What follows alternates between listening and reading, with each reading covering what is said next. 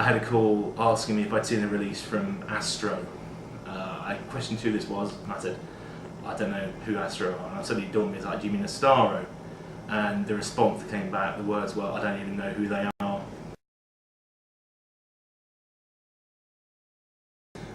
Talking to some other PR agencies about surveys, actually in recent days and weeks, I was talking to somebody about how much surveys cost and what effect they have, and I was trying to advise on where they are useful and where perhaps they aren't. I still think that needs to kind of come through. I think if you send a 60-page research document, I'm not going to really have time to sit down and scour that and try and find the bullet points. However, if you send me a summary of points with a quote, then I'm probably going to look at that. At the same time, I think that any product announcement is always really helpful to have the technical detail there in front of you, and pluses and minus points, maybe not minus points, you don't really get that, plus points of its benefits and what's different. I think that will still remain really, really important. But in terms of the kind of what we'd call more off-diary things, the interviews we do, the comments, opinions, that sort of thing, I think that's still, there is still people sending that by, I don't think it's really so much a press release, I think that's still a comment piece really. But of course we do that, ourselves as well. So yeah, I definitely still see, that's going to stick around.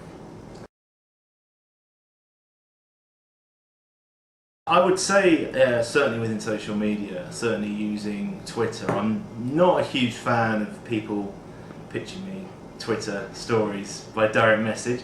However, when it's somebody I know very well, of course I'm absolutely fine. Someone who I don't actually know very well decided to pitch me or send me an email via direct message asking me to do an audit for a company, and then send me the biggest load of questions that I just have not got time to answer. So I don't mind that. I don't mind, it can be quite helpful to have the sort of the app thing saying, did you see that message before? Because what you might also find is a lot of people then are actually noticing that, other than just myself, because some people do monitor conversations. So.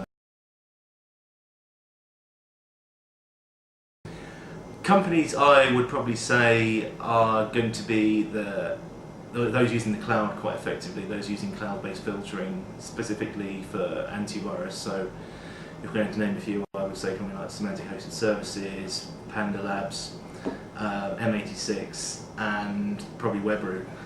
Certainly Webroot, because they've just acquired their biggest competitor. In terms of technologies, I still think there's quite a lot of uptake for what I would call consumer devices, and what I mean by that is, for example, encrypted USB drives, some people like Blockmaster, IronKey, and to a lesser extent RSA. So I think that would be quite key for businesses. They look to secure their employees, ensure that they don't wander off with things that they shouldn't do, and if they do, it's secure when it leaves the business.